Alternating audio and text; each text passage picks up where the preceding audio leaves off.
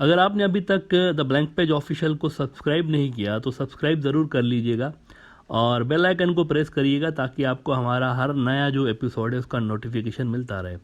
America और India की containment of China यानी चाइना को घेरने वाले मंसूबे से पहले ही चाइना ने इंडिया को घेर लिया हुआ है।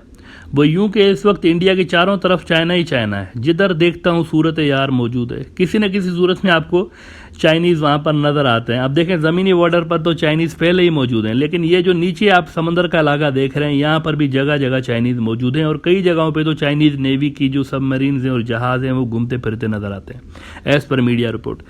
अच्छा, इस इंडिया के घेराव वाले अमल को स्ट्रिंग ऑफ पर्ल्स कहते हैं, यानी एक तरह से चारों तरफ मोतियों का हार सा बना हुआ है। अब जैसा कि इंडिया चाइना के खिलाफ अमेरिका का फ्रंट लाइन इत्तेहादी है, तो इस स्ट्रिंग ऑफ पर्ल्स को तोड़ने के लिए सरतोड़ कोशिशें पिछले काफ़ी अरसे से अमेरिका और इंडिया दोनों की जानिब से हो रही हैं और चाइना की इस रीजन में प्रेजेंस को लिमिटेड करने के लिए कोशिशें जारी हैं। मिसाल के तौर पर आप बांग्लादेश में चाइना के एम्बेसडर ली जिमिंग साहब का वो स्टेटमेंट ज़रा याद करें कि अगर बांग्लादेश अमेरिका के क्वाड अलायंस में गया तो उनके और हमारे रिलेशन ख़राब होंगे। आपको याद है ना, कुछ अर्सा पहले उन्होंने बयान दिया था। ये बड़ी पोस्ट का बंदा कह रहा है, एम्बेसडर कह रहा है, कोई मामूली बंदा नहीं कह रहा है कि हमारे रिलेशंस खराब होंगे, सीधा सीधा उन्होंने कह दिया। लेकिन दूसरी तरफ अगर आप देखें तो अमेरिका और इंडिया कोशिश कर रहे हैं कि बांग्लादेश समहाउ आ जाए क्वाड के अंदर। तो इस एक नुक्ते में ही आपको आइडिया हो जाएगा कि बांग्लादेश अब आज के ग्लोबल सिनारियो में जियोपॉलिटिकल सिग्निफिकेंस रखता है एक तरह से। देखें ना, तभी तो दोनों सुपर पावर्स इसको अपनी साइड पर रखने के लिए कोशिशें कर रही हैं ना। यानी कि अमेरिका के नज़दीक कंटेनमेंट ऑफ चाइना के लिए बांग्लादेश एक अहम मुल्क है और उसका रोल है। तो सवाल ये है कि ये दोनों मुल्क अब यहाँ से आगे कैसे डील करेंगे बांग्लादेश के साथ। चाइनीज़ कैसे डील करेंगे जो चाहते हैं कि बांग्लादेश अमेरिका की तरफ ना जाए, क्वाड में ना जाए, इंडो पैसिफिक में ना जाए, और अमेरिकन कैसे डील करेंगे। इंडिया के लिए तो कई बार मैं यहाँ पर बात कर चुका हूँ कि अगर बांग्लादेश से उसके अच्छे रिलेशंस होंगे तो ही उसका ये जो नॉर्थ ईस्ट का इलाका है ये शांत रहेगा। और अगर फ़र्ज़ करें कि इंडिया के बांग्लादेश के साथ हॉस्टाइल रिलेशंस हैं, ऐसे जैसे कि पाकिस्तान के साथ हॉस्टाइल रिलेशंस हैं, ऐसे अगर बांग्लादेश के साथ हो जाएं तो क्या होगा। इंडिया के लिए नॉर्थ ईस्ट में प्रॉब्लम्स होंगी, बल्कि नॉर्थ ईस्ट इंडिया से कट ऑफ भी हो सकता है। देखें ना, इंडिया का पूरा नॉर्थ ईस्ट जो है ये इस छोटी सी 20 किलोमीटर चौड़ी सिलीगुड़ी वाली पट्टी से ही तो इंडिया से जुड़ा हुआ है ना, जो कि बांग्लादेश से बिल्कुल सामने गुजरती है। कितनी देर लगेगी बांग्लादेश अगर इसको कट ऑफ करना चाहे तो थोड़ी सी फौजी तो आगे घुसानी है उसको। अगर उसके ऊपर चाइना की अम्ब्रेला रही, अगर चाइना उसको अपने न्यूक्लियर प्रोटेक्शन में ले लेता है और दूसरे सारे मुआहदे करता है तो फिर तो बांग्लादेश को थोड़ा सा आगे आना है यहाँ से और इंडिया का कट ऑफ कर सकता है। तो बांग्लादेश इंडिया के लिए इम्पॉर्टेंट है, उसके साथ अच्छे रिलेशन इंडिया के लिए इम्पॉर्टेंट है for its territorial integrity. Siliguri के बिना इंडिया ना सिक्किम बचा सकता है ना अरुणाचल बचा सकता है। ये दोनों वो इलाके हैं जहां पर चाइना का क्लेम है। अब मिलिट्री मूवमेंट से लेकर लॉजिस्टिक सपोर्ट्स तक सारा कुछ इंडिया की हर चीज़ जो डिफेंस के हवाले से यहाँ से गुजरती है। इन इलाकों के लिए जो भी चीज़ उसकी सारा राशन भी यहाँ से गुजरता है। तो इमेजिन अगर हॉस्टाइल किस्म की बांग्लादेश के अंदर सरकार आ जाए तो इंडिया यहाँ पर कितने इश्यूज फेस कर सकता है सिलीगुड़ी के ऊपर। अमेरिका के लिए मसला ये है कि चाइना को एशिया में वो बैलेंस कर ही नहीं सकता जब तक इंडिया उसके साथ ना हो। यानी इंडिया के बिना चाइना को डाउन नहीं किया जा सकता, ये एक हकीकत है। जब तक इंडिया साथ नहीं है चाइना को डाउन नहीं किया जा सकता। अमेरिकन ये बात जानते हैं।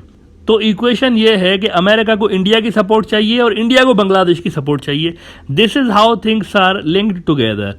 इसको यूँ समझें कि यूएस अगर स्ट्रेट ऑफ मलाक्का इंडिया की मदद से ब्लॉक करवाता है, जहाँ से चीन का 80% ट्रेड गुजरता है और ऑयल उनका यहाँ से गुजरता है, तो ऐसे में अगर एक pro China Bangladesh Siliguri corridor block करा दे, यहाँ से वो स्ट्रेट ऑफ मलाक्का ब्लॉक कर दें, चाइना फारिग हो जाए, वहाँ से वो सिलीगुड़ी कॉरिडोर ब्लॉक कर दें बांग्लादेश वाले, तो इंडिया फारिग हो जाएगा। यानी पूरा नॉर्थ ईस्ट ही जबरदस्त हो सकता है ना। तो ये एक स्ट्रेटेजिक अहमियत बांग्लादेश की बन रही है। उसके पास एक चीज़ है आज के दौर में, बांग्लादेश के पास यूँ समझें कि एक तरह का ये स्ट्रेटेजिक वेपन है। हालांकि बांग्लादेश ऐसा करेगा नहीं इंडिया के साथ, वो अलग बात है, क्योंकि उसकी जो फॉरेन पॉलिसी है वो इस एडवेंचर को सपोर्ट नहीं कर रही। वो love for all malice for none है ना, तो वो इसको सपोर्ट नहीं करती इस चीज़ को। अलबत्ता as I said strategic weapon बहरहाल बांग्लादेश के पास मौजूद है। इसके अलावा बांग्लादेश की जियो इकोनॉमिक्स के हवाले से एक वैल्यू बन गई है पिछले कुछ अरसों के दौरान। देखें ना, it has become the second largest economy now in south Asia. दूसरी बड़ी इकोनॉमी बन चुके हैं। इंडिया के बाद ये दूसरी बड़ी इकोनॉमी है, तो जियो इकोनॉमिक्स के तनाजुर में भी एक इम्पोर्टेंस उनकी बढ़ गई है। अब इंडिया और अमेरिका को कोई एक चैलेंज नहीं है, यहाँ पर कोई एक चैलेंज फेस नहीं करना पड़ रहा बांग्लादेश के अंदर चीन के असर को डाउन करने के लिए कोई एक मसला नहीं है। देखें, मामला अगर शेख हसीना और पॉलिटिकल रिलेशंस का होता ना, तो इंडिया और अमेरिका कब तक धपड़धूस कर चुके होते, चाइना को बांग्लादेश के अंदर घेर चुके होते, कब का डाउन कर चुके होते अगर पॉलिटिकल रिलेशंस की बात होगी। लेकिन the issue is far more complicated then that. China देखें कुछ बड़े दाव खेल गया है यहाँ पे। चाइना ऐसे ही कच्ची प्लानिंग करके नहीं आया हुआ, वो यहाँ पर इस रीजन के अंदर बड़े दाव खेल के गया है। When it comes to China Bangladesh relations, उसने काफ़ी तैयारी की हुई है, काफ़ी साल लगा के वो यहाँ तक पहुँचा है। उसने देखें बांग्लादेश के ट्रेड पे पहले फोकस किया, सबसे पहले उसके ट्रेड पे फोकस किया और बांग्लादेश का टॉप ट्रेडिंग पार्टनर बन के उभरा।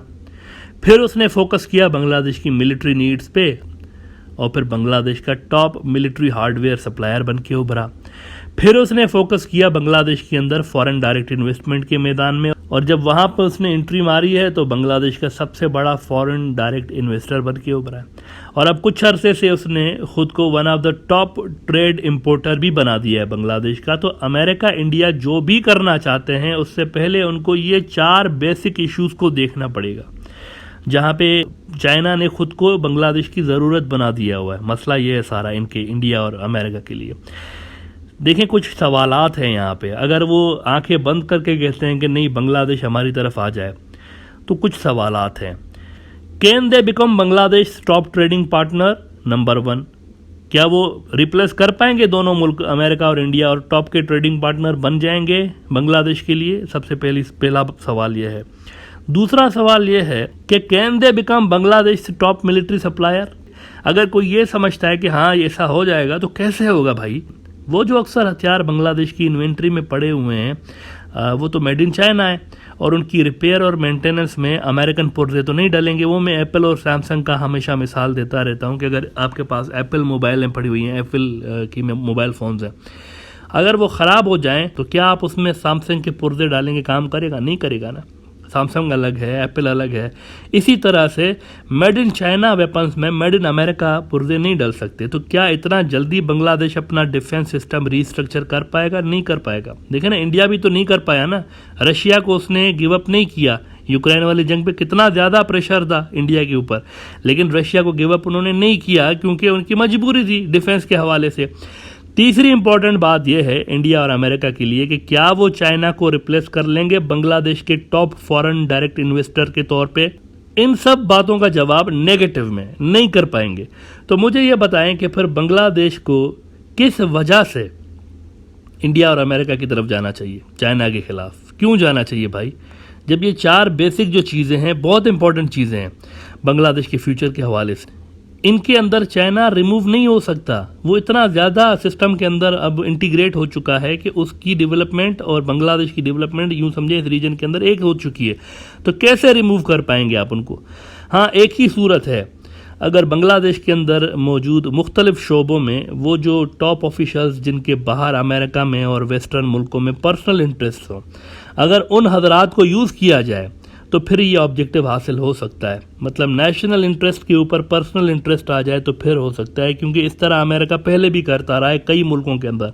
Otherwise, when it comes to Bangladesh national interest, it cannot and should not support US at any cost and should stay away from camp politics like what they have been doing until now.